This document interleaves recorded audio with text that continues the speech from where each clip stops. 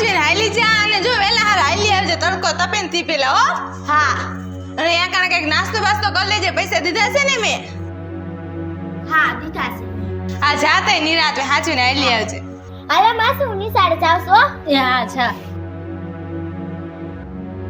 પૂજા તે દિવ્યાને કેમ ભણવા જવાની ના પાડી દીધી?